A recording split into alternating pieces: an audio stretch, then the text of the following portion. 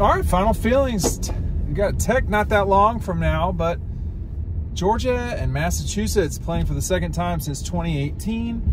And, you know, the Dogs are a giant favorite in this game. Saw this, I have this pillow. This is, you can pick that up at Red Zone, ugaredzone.com. Yeah, look, not a big game. I think we all know that. Pretty massive line for the Dogs and Minutemen. Saw a couple of people today in Athens with UMass shirts on. A couple of UMass folks. Let me get this lighting correct. So this is going to be a great opportunity for a lot of guys who have not played a lot to play. Gunnar Stockton, perhaps Rashada, perhaps Puglisi. We'll just see how this progresses. I'm not really sure, to be honest with you. But these are big moments. These games right now, they matter a lot for development and so forth. You've seen guys in the secondary rotate in and out a little bit. So this is these are big games for those guys. It's not a big game for Trevor Etienne. It's not a big game for Carson Beck. It's not a big game. I mean, it's like no shortage of people it's not a big game for. But it is a big game if you've not played a lot. And, you know, this is how Carson Beck developed. This is how, you know, Ingram Dawkins, I mean, whoever, Nazir, these are all guys that you need these kinds of games or you're not going to develop the way that you could. So there's that. But I think the thing to remember about this game is it is the last sort of non-stressful moment of the season, because from here on out, it's going to be stressful. Now, Tech, we'll see how stressful that is or is not, but that's a pretty substantial line already. We've seen that. And so, and watching Tech against NC State, they just are not consistent. They are pretty bad offensively. That's going to be even more challenging coming to Athens. So, you know, I expect Tech to play really well for what they are. I don't know. I'm not sure they're going to play as well as I thought they might, because that was a bad performance. But with somebody as up and down as the Jackets, you know, that's the other thing. You don't know what you're going to get. And Georgia's been plenty up and down this season too. Without a dependable run game, you know, you kind of just don't know. So I think the UMass game, maybe not, but the Tech game, people are paying attention. And it seems clear to me that this committee is using any explanation or excuse it can to not put Georgia in a good position. That may change. I think the best part about this weekend is that there will be some people in front of Georgia that are having to play games that Georgia's played multiple times this season. You think about the Texas game, the Alabama game, the Ole Miss game, the Clemson game, you know, Tennessee game. There's been 5 legitimate football games Georgia's played. You can throw Auburn and Florida in there because they're rivalries. So Georgia's been tested constantly this season. That's not been the case for Indiana. You know, it's not the same. It's not been the case for Army. You know, you've got Notre Dame Army. You've got Indiana, Ohio State. You've got a week after that, you got, you know, well, you got Ole Miss going to Florida. You've got Alabama going to Oklahoma. The likelihood that what's supposed to happen happens in 5 games this weekend is not likely. Usually something goes wrong. And if it doesn't go wrong this weekend, it'll go wrong the next, and that could be Tech beating Georgia. I mean, we don't really know. I will believe Alabama losing to Oklahoma when I see it. It's not out of the realm of possibility, but it's not likely. It's not likely. Ole Miss at Florida is a much trickier situation for the Rebels to me, but you know, that's where they play the games. And, you know, Indiana, Ohio State, double digits. Army, Notre Dame, double digits. Ole Miss, Florida, double digits. Alabama, Oklahoma, double digits. Now, Texas A&M, Auburn, you're only looking at being a 3-point favorite. So that's not that much. That's not that much. I mean, Auburn totally could lose that. Excuse me, A&M could totally lose that game. Totally in the realm of possibility. Would not be bizarre at all. So I know how this weekend will go. People will go visit Red Zone on Clayton Street and check that out. All of the gear that they've got. We're getting ready for, I mean, it's 52. I ran earlier today and I was cool, but man, my eyes were watering pretty hard. I was not a giant fan of that, but it's cold out here now. And I think that's the part, to me, that everybody needs to remember. When, you know, you got this UMass game will probably be okay, but Tech game won't. And if they host, that definitely will be cold in December. I would hope not. As a person who will be on the field for that, I would hope not, but we'll see. You know, right now, all that matters is the playoff and what happens. Now, keep this in mind too. Keep this in mind too. Not a lot of crazy things have to happen for Georgia to be in the SEC championship game either.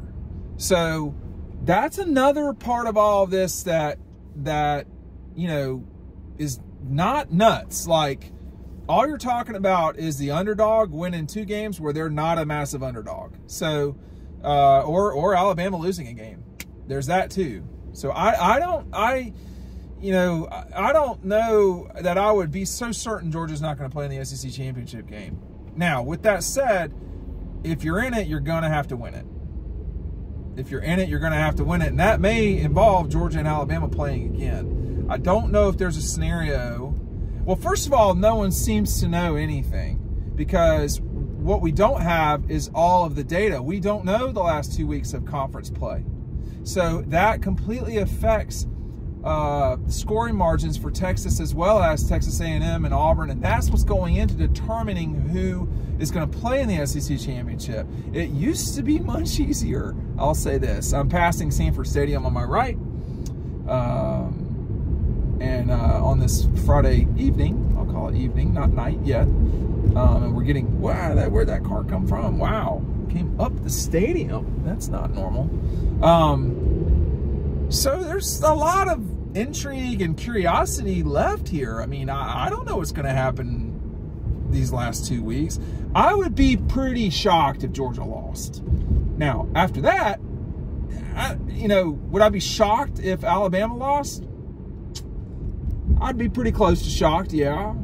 I'd be pretty close to shocked. They have 2 legitimate games. Georgia has 1. I would not be shocked if Texas lost.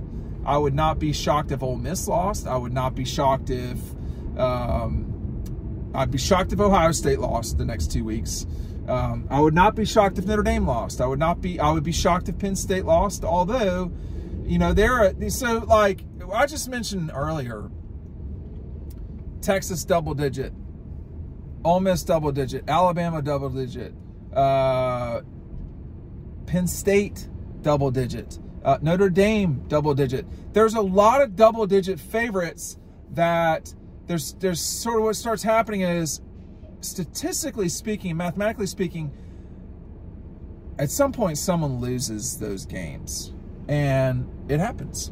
I would not know. Well, Texas is a double digit with Kentucky, Notre Dame with Army, Ohio State with Indiana, Penn State with Minnesota, Ole Miss with the Gators, Alabama at Oklahoma. Like, if you're saying there won't be any upsets in the top 25, that doesn't happen every single week. Most of the time, someone loses. And, you know, Georgia's been upset twice this year, and they've had an upset themselves. So it happens. Now, do I expect that to happen? And which game will it be? No, and I don't know. No, and I don't know. So I'm not sure. But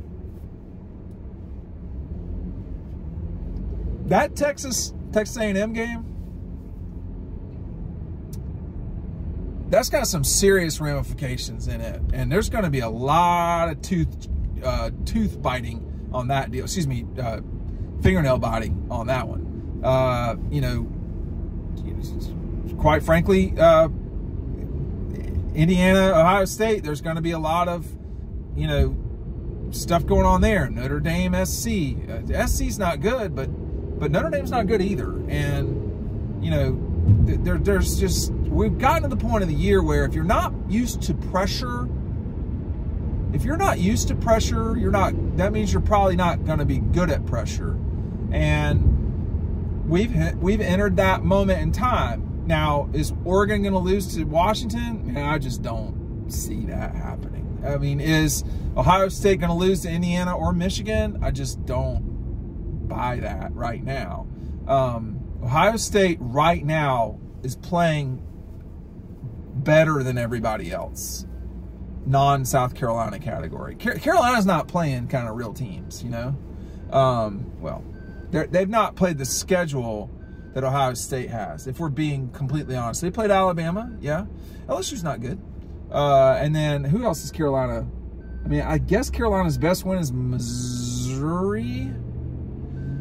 You know, because they had the loss to LSU, the loss to Alabama, and Ole Miss kicked their brains in. So it's fun for South Carolina, but it's like going on a merry-go-round. You know, it's a lot of fun, but we're not going anywhere, right? So in terms of,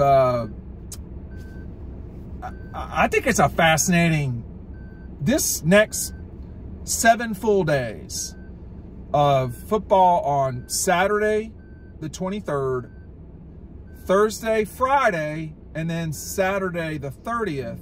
These are all fascinating moments in college football right now. We got the Egg Bowl before Clean Old Fashioned Hate. I do not think that that's going to happen strange there. Weird deal. I mean, State's played a lot of people close and lost. You know, they are played relatively close. They played Georgia relatively close. They played Texas relatively close. They played A&M relatively close. They played a lot of people that they ended up losing to pretty good, close. Will that game get weird? You know, I think it's in Starkville. Will that game get weird in Starkville? I don't know. But it is kind of a hold your hat moment right now in college football. Georgia's basically played their schedule. Everybody else hasn't. You know, Ohio State has not. Ohio State has not. Texas has not. Alabama has not quite. You know, Ole Miss has not. I mean, there's still kind of games out there to be had that are losses. You know, I wouldn't say I got into it with Tim Brando on Twitter, but it was kind of shocking to hear someone that is in broadcasting be as uninformed as he is, or ill-informed about, you know, I don't know if he's got like a thing with the SEC, or if he's got a thing with the SEC playing FCS schools here at the end. You know, the Southeastern Conference this season, just off the top of my head, played Clemson, Notre Dame, Michigan, Wisconsin, and they will close with Florida State, Clemson, Louisville, Georgia Tech. You know, what are you talking about, man? Like, who? Show me on the Greg Sankey doll where they hurt you. I mean, I don't understand that. Like, there's plenty of criticism in the SEC or for the SEC or whatever. If you think the Big Ten's a better conference, it's not. You can make the argument, but that's not an insane argument necessarily. Complaining about, you know, FCS opponents the week before rivalry games. Hey, man, Georgia played Tennessee last year, the week before Georgia Tech. They played A&M in 2019, the week before Georgia Tech. You know, like, what? And they did so. They played Charleston Southern in 21. Why do you care? Like, what? You're saying they're cheating? It's hurting their broadcast partners?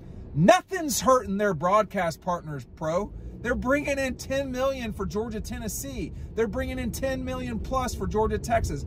$10 million plus for Georgia, Alabama. You think they give a shit if Georgia's playing Mississippi or Missouri this week? Of course they'd rather than play Ole Miss.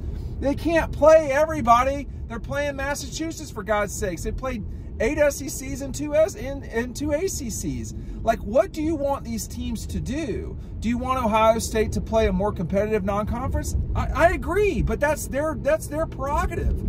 It's irrelevant that the Big Ten schedule, it's a non-argument as to that the Big Ten is choosing to not play conference games at the beginning of the season. I mean, Georgia, Kentucky went from traditionally being played in October and November to the second game of the week, or third game of the year, excuse me, Why? Because Disney wanted that. Why do you think Tech and Georgia are playing on Friday night in Athens? Because Disney wants that. Like, are we really supposed to expect Georgia to play Tennessee and then 6 days later play Georgia Tech?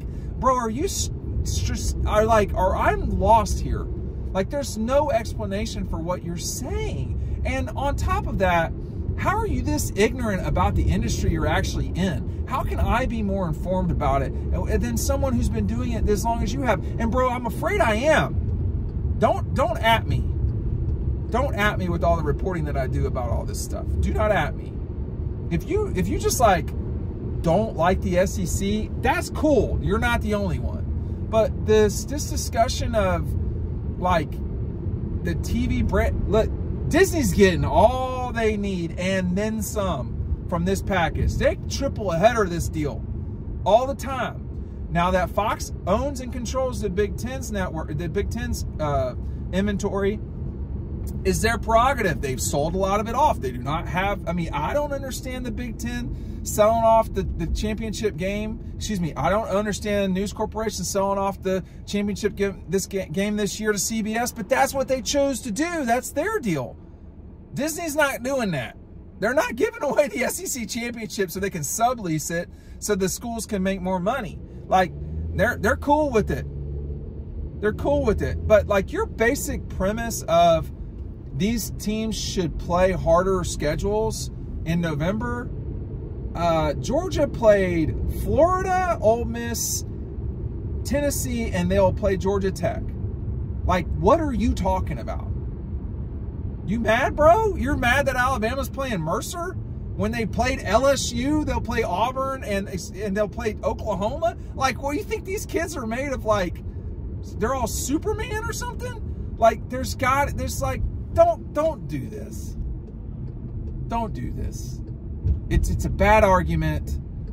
You sound like a dick too, but I wasn't gonna say that, but you sound like a real dickhead to people. I don't think that's is that who you are?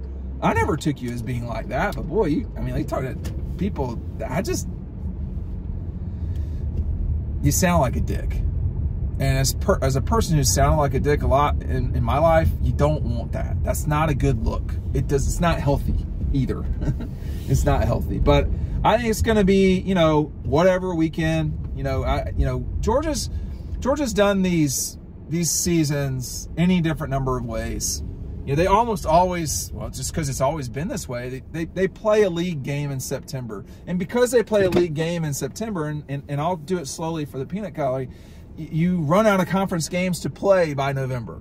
So if you want the games in September against Alabama and Kentucky, for instance, this season, you're not going to get them at the end of the season. So there's math and subtraction and all of these things that happen. The Big Ten does not do that. They stack all of their games for either late September, but typically October all the way through November, straight up, that's what they do. That's just not the way the SEC does it, and it doesn't seem to be hurting Disney's feelings with all these freaking crazy numbers that they're getting. So your critique of the situation is either purposely misinformed, choosing to be misinformed, which may be the same thing, or you're just ignorant about which I find really hard to believe with someone who's done it. But don't throw up to people what the rights holders want. Disney's getting everything it wants. It wants Georgia early and often. Now, when they played Clemson, the first game of the season, the first week of the season, nobody was saying anything about that. When Florida was playing Miami the first week of the season, nobody was saying anything about that. What about Texas A&M and Notre Dame? LSU, USC, these are all games that SEC schools are playing that are legitimate, can cause you a loss games. Two of those teams, the only SEC team that won that weekend was Georgia that I just laid out. The Gators lost, A&M lost, LSU lost, and as it turns out, two of those three teams are not so hot. But the point is that, if you're going to play those games and then you're going to play a conference game literally 2 weeks after that against Kentucky, in Georgia's case, or if you're, I don't know, South Carolina, and you play, I think they played 3 league games. They played Kentucky. Oh, man, I'm not going to remember Carolina's schedule. But they played 3 early games. Well, why do you think they're playing whoever it is this week, Wofford or whoever it is? I mean, this is just math, guys. It's not that hard. And, you know, you sound like a dick. And it's just I never took you as being that way, but that's what it came across as. But anyway, UMass and Georgia tomorrow. It'll be a boring game, but then Tech Georgia will be 6 days after that. Thanks for watching.